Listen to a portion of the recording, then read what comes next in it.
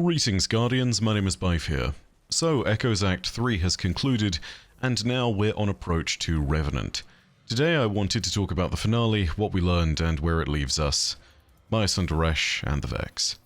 I'll go over the story, and then I'll talk about the consequences of what happened, and I'll also talk about some opinions and thoughts that I have about where things are at the moment. So, to start off with what happened. Let's start at the top for those of you who have disengaged from the story of the episodes entirely, which is definitely going to be something which a few of you have chosen to do, no question about that. Let this video be the posterity that you need to catch up on the story. After the defeat of the Witness, remnants of its darkness combined with the Traveler's light to create the Echoes. These objects burst out of the Traveler and flung themselves all over the system. The first of them landed on Nessus and was immersed in Radiolaria, deep within the Well of Flame. The inhabitants of the network all reached up to claim the Echo and its power, but the one who managed to claim it was Maya Sundaresh, the original Maya Sundaresh who immersed herself in the Veil on Neomuna. That distinction matters because there's also hundreds of other copies of Maya Sundaresh within the Vex network, copies that were created by the Vex and simulated by them on Venus years ago, that were then re-released into the network. This Maya Sundaresh that connected with the Echo is the original, real Maya, and quickly she realized how much time had passed since she had immersed herself in the Veil and found her way into the network. If you didn't know, you can branch from one to the other. She was able to command the Vex Radiolaria in which she was immersed, and so she asked it to reform her a body based on Lakshmi, who had been created back on Neomuna. She then separated the Radiolaria from herself and inquired on the state of her wife Chioma Essie. When the Vex relayed to her that Chioma was dead and gone, Maya simply couldn't accept it. She made the Vex mutilate themselves and watched as the Radiolaria at her feet boiled. She then ordered them to find the true Chioma from within the many simulated versions of her wife that were a part of the network. A little explanation about this. Much as there were tons of simulated Mayas, there were also an equal number of simulated Chiomas originally. The Vex simulated the entire Ishtar science team, on which both Maya and Chioma could be found. So whilst there were 227 other Mayas, originally there were also 227 other Chiomas. However, it's worth remembering that even though these are Vex simulated versions of the couple, they are no less real, because Vex simulations are indistinguishable from reality. Maya would hunt down every other Chioma and would create a laboratory within the core of Nessus, where each of these simulated copies of her wife would be transferred into an exo body. When these exo versions of Chioma awoke, they would then be tested by Maya for fidelity, and inevitably, they would fail that test. When they did fail, Maya would degauss the exomind, killing the copy of Chioma and discarding it. You can see this outside and in the laboratory, where dozens of discarded exoframes can be found. Maya would extend this logic to the rest of the universe. Every time she found a failed Chioma, she would assume that all the inhabitants of that simulated reality were also flawed. This extended out towards the rest of us, including Saint 14, who was one of the first to temporarily fall under her sway and to see her opinion that he was actually a facsimile of the real saint.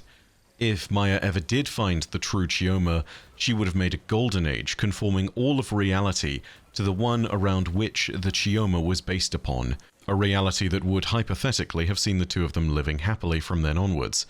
It would, however, have been disastrous for the rest of us. Maya would have been a pocket dictator across the whole of the universe and would have used the Radiolaria of the Vex to change everything in existence if she was given the chance. Such would be the disastrous consequences of her obsession.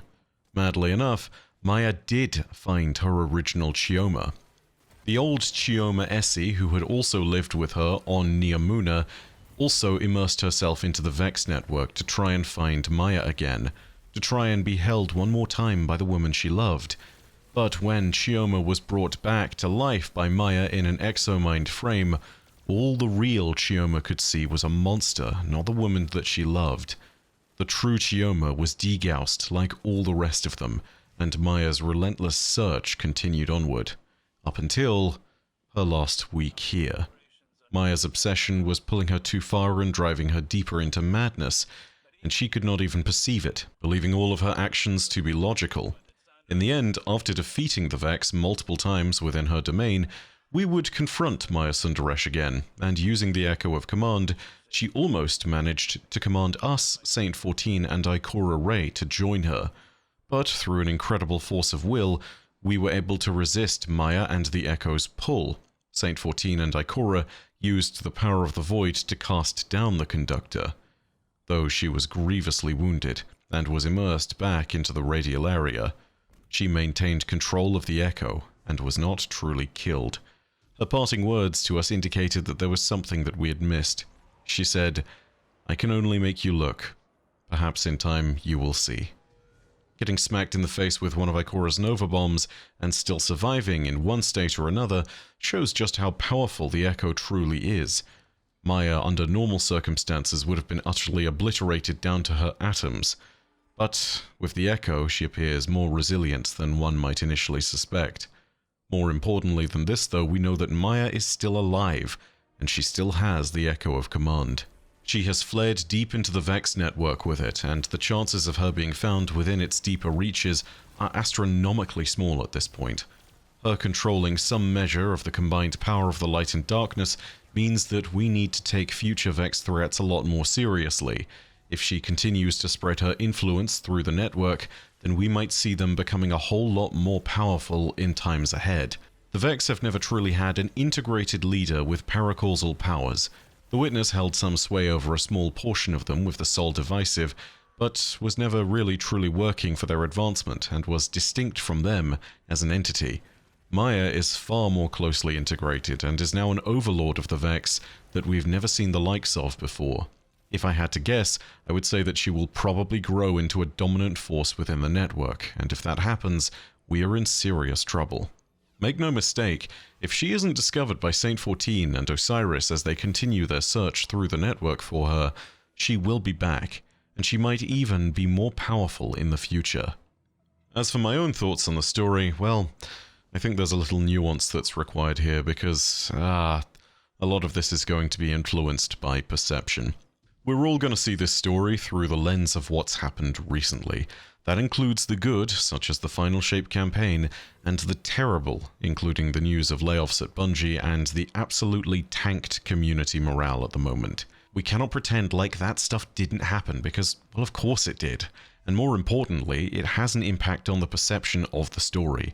The general morale around the game is going to swing sentiment in one direction, but people are also just coming off of the Final Shape, which is being widely, and I'd say correctly, praised as the best expansion and campaign and story that Destiny's ever had.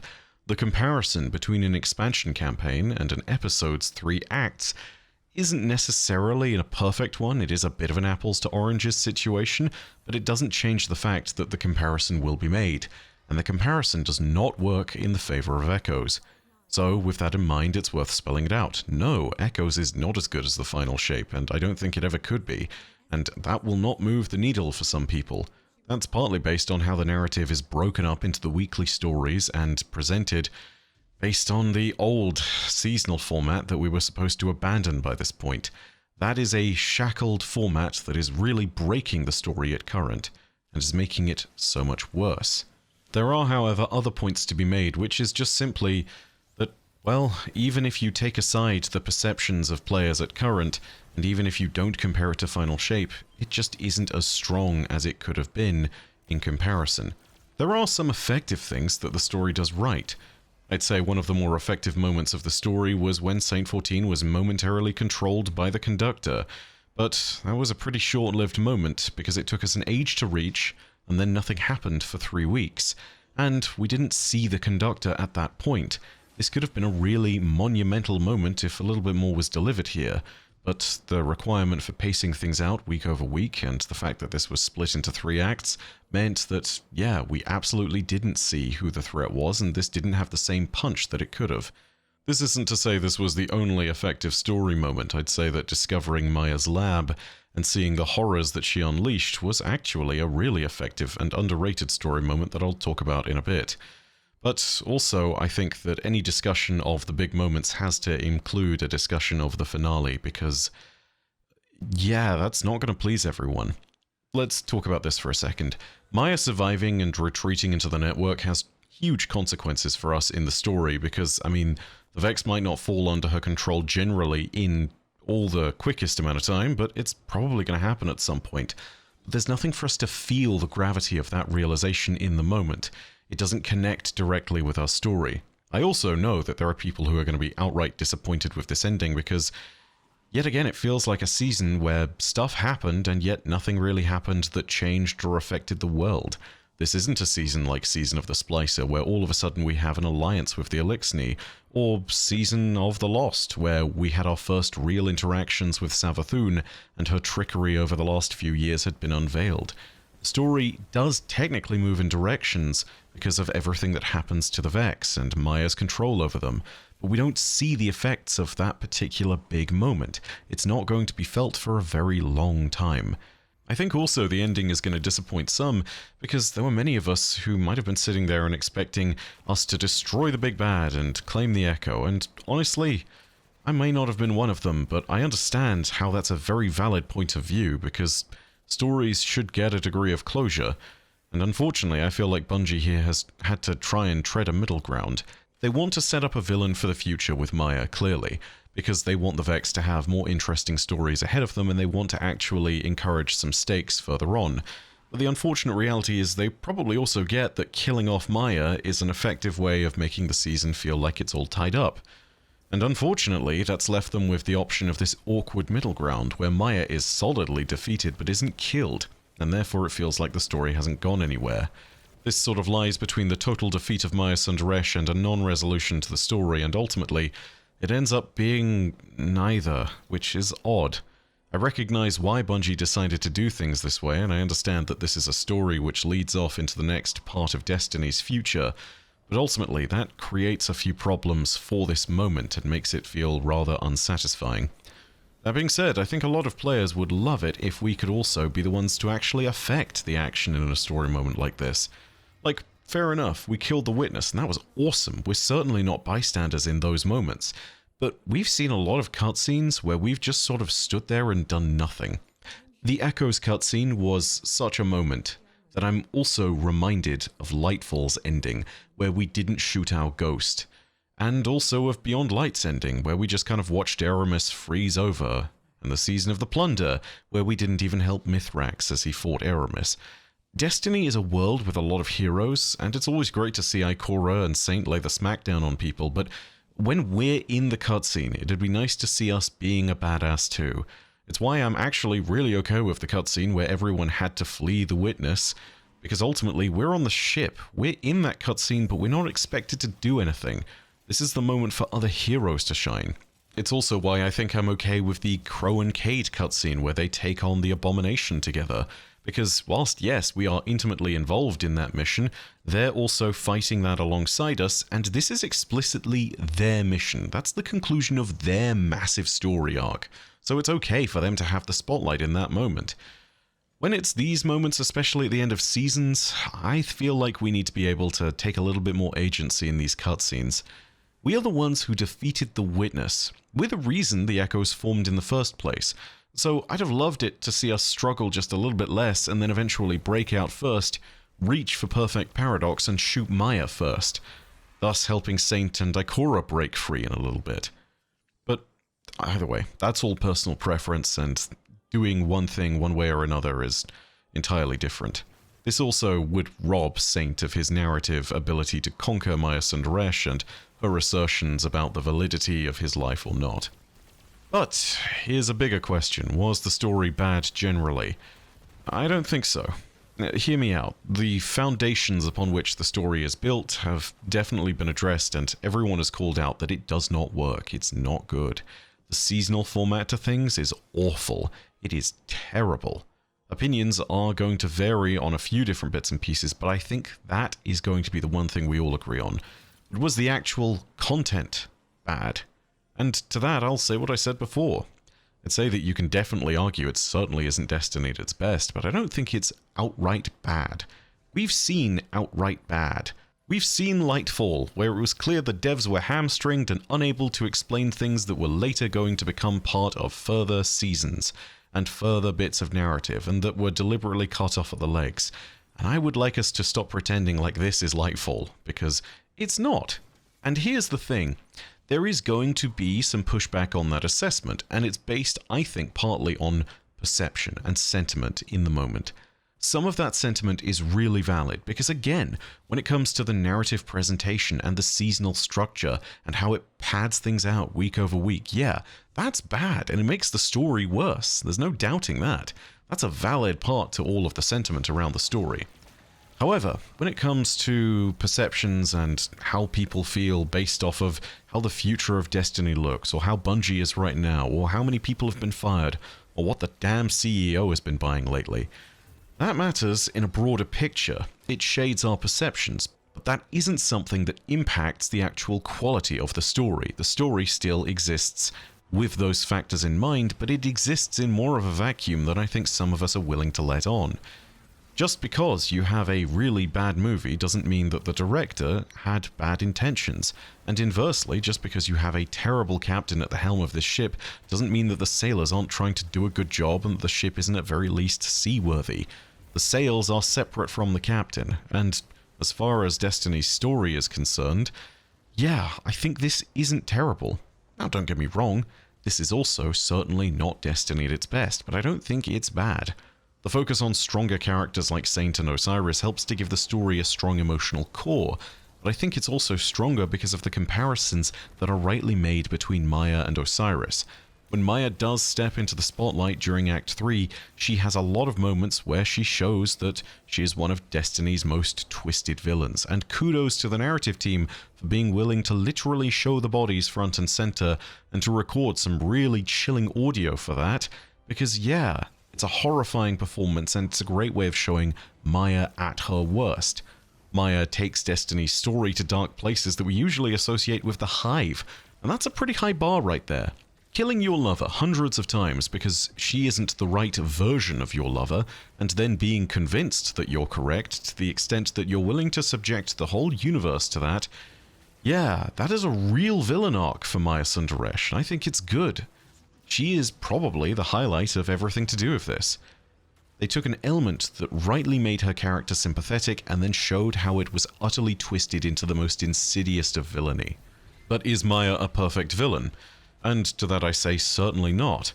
She should have been shown from the very beginning, and her lacking presence within the story, being the entirety of the lead up to Act 2, shows one of Echo's real weaknesses, which is that I think it focuses a little bit too much on the good guys and not enough on the villain here.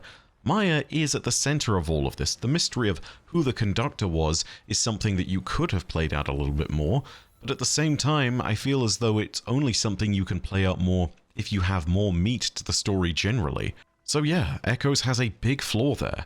And for the record, in case it wasn't clear, despite the fact that there are some good things about Echoes, I don't think that this gets even close to the pinnacle of storytelling in Seasons, which for me could have been found all the way back in Season of the Splicer. But that plot is special, and it's special because it goes in so many interesting directions. Echoes is trying to do a lot, and it's trying to do a lot partly because it's also setting up the future. Splicer explored a wider issue and wove so many complex tales about heroes and villains together in unexpected ways that felt just right.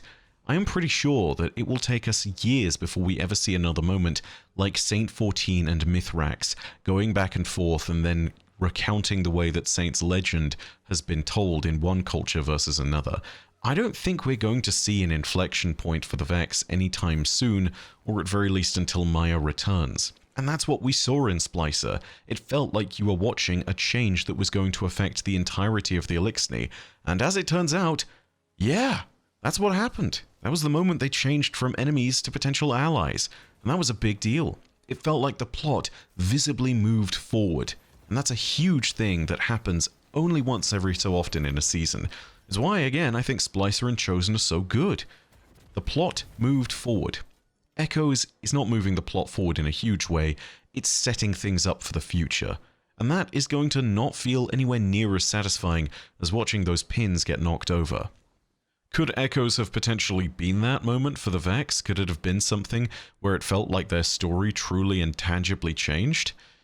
I mean, by all technical definitions it was, because the Choral Vex are a new faction, but it didn't feel like that way, because the Vex, for the longest time, have had this problem of being faceless and without much personality, and honestly, they've had no villains for so long that they've just kind of been the nothing enemies for ages. Even back in Splicer, they weren't really the bad guy. Savathun was, and it was clear that she was the one pulling the strings. And to be really clear, the Vex not having true villains is another big problem because, yeah, without actual villains in the setting, there's no motive for the Vex to do anything. They just do as the Vex do and continue to convert planets and worlds, which is not interesting on the micro scale that a real story demands. And we have killed all of their named leaders thus far. Qoria, Atheon, Panoptes, and about 10 trillion named but forgettable Vex minds. None of them has made moves beyond the general slow grinding attrition of the Vex, or the orders of whoever their overlord is at that moment in time might be, an overlord who is bound to be far more interesting. In a certain sense, this is exactly what their characters should be, because that's what they are. But man, it really does not make for a good formula for villains. The Hive aren't like this, because they have an inbuilt hierarchy and loyalties and tithes and generational stories and history, and reasons as to why they're aligned with the light or dark. The Vex just don't have that, because they're trying to make the universe conform to them, and as a result, Maya as a villain had to do even more work on that particular notion, because, well, she's trying to establish something entirely new. She is trying to mold personality out of the Vex where previously there was absolutely none. And so, yeah, Maya's entire role has to compromise between a bunch of different things. That's another big problem, and the reason why I wish Maya had also been shown off more quickly. In fact, something else I would have loved was if Maya could have more openly and more directly been shown subjugating the Vex. It's one thing to have her do it in a lore tab, but man, if Argos was still around, I would have loved to see her basically walk up to this Hydra that is about 100 times her size and force it to bow. You know what I mean? Stuff like that. Real moments where she sits there and picks apart the Gestalt consciousness of the Vex. But again, Echoes I think is partly about setting things up. If we wanted to be able to put the face on the Vex, we've now done that. Maybe that is the bigger success of Echoes, but if it is, it just doesn't compare to Saint and Mithrax fighting side by side to defend the House of Light for me. It doesn't compare to that because, well, the results of that moment were felt immediately, and it felt like the world had changed. Destiny's world has technically changed again in this moment, but again, it is too far from us for us to really see the consequences. There is, however, a bigger context than whether or not the story was good, and we can't completely ignore it, because yeah, there is a lot going on in Destiny right now, and not everybody is happy. Rightly so. Datto at one point said that the story was mostly in line with people's expectations. He also said that in line with expectations isn't enough to bring people back to Destiny at the moment. It is not enough to move the needle. Sadly, that's an assessment I completely agree with. I also think it's important to acknowledge that the story could be excellent over the next few weeks, going into Revenant, but I don't think it will matter if it is. People are not going to care about the story of Destiny until they know that Destiny is going to have a brighter future, and until they've regained some trust in the company. We've seen the released information around Frontiers with Apollo and Behemoth and everything else that's on the way, but until we can actually see the stuff around Destiny's future in a more tangible manner, with gameplay and plot details, people aren't going to get excited about it. It's great to see Bungie communicating, especially after everything that's happened, but it's not going to be enough to move the needle until we get to see more of what Frontiers really has, because right now, all we've seen are a few screenshots of concept art. To a certain extent, no matter how good the story is, it isn't going to change the story of Destiny generally, because until people have faith in the future of the franchise again, it's not going to matter. And that's a right shame, because in an alternative world where things had gone down very differently, and there hadn't been a second round of Bungie layoffs, and the company was actually on the up and up, I think we'd have been talking a lot differently about this content release. Because it definitely has stumbles. It has blunders, that's for certain. and the narrative structure in which everything is placed still weighs the story down, and there is nothing anyone can say to convince me otherwise. However, I do believe that there are still some good things about Echoes. It helps us to establish a jumping-off point for very interesting developments of the Vex. It does help to establish that the Echoes are a serious threat to the world of Destiny, and that they are an element to the world that's worth caring about.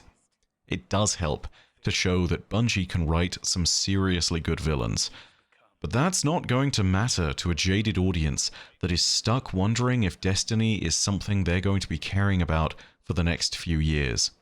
Ultimately, all the narrative team can do is continue to work on their stuff, moving on into Revenant and Heresy and Apollo and Behemoth.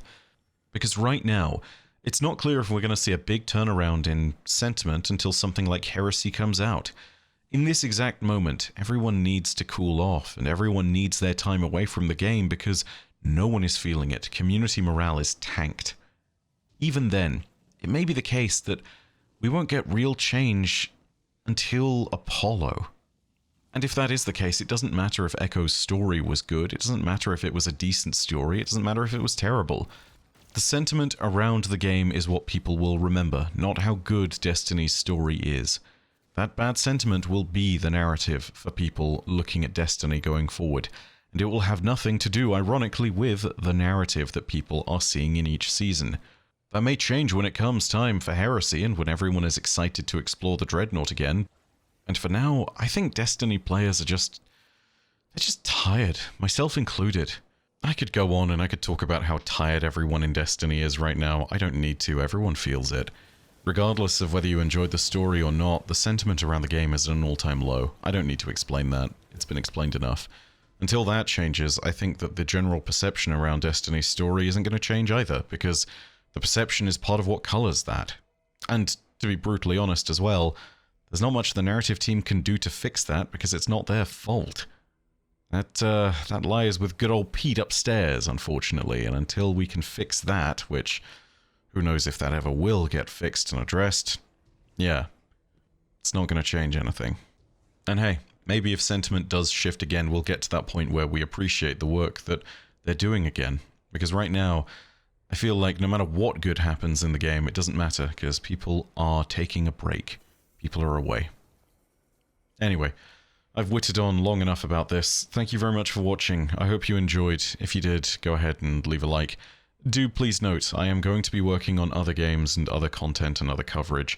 As I said, the response to my other content that I made some time ago with Space Marine 2, yeah, I'm really glad to see the response, and I will definitely be doing some more 40k videos just so I can continue to ride that wave for a little bit. But I'm going to be real honest with you guys. I am not sticking to a single game anymore, and there is a good reason for that. You can see it in Destiny's coverage. I can't trust a single company to be led by sensible people. I can no longer put all my eggs in one basket. I will continue to cover Destiny because it's my bread and butter, but I'm going to be doing other games. I saw a lot of excitement when I mentioned I might cover Dragon Age, so you can expect videos on that at some point in the next few months, ahead of the release of Veilguard. We'll see what happens, but ultimately, it leads me to this point. Expect Destiny content, but also expect other content going forward. There will be other games, and I really look forward to covering them. Anyway, with all that being said, know that your viewership, as always, has been quite enough for me, and that in the meantime, my name is Bife. Rodacia ad Astra. I'll see you, Starside.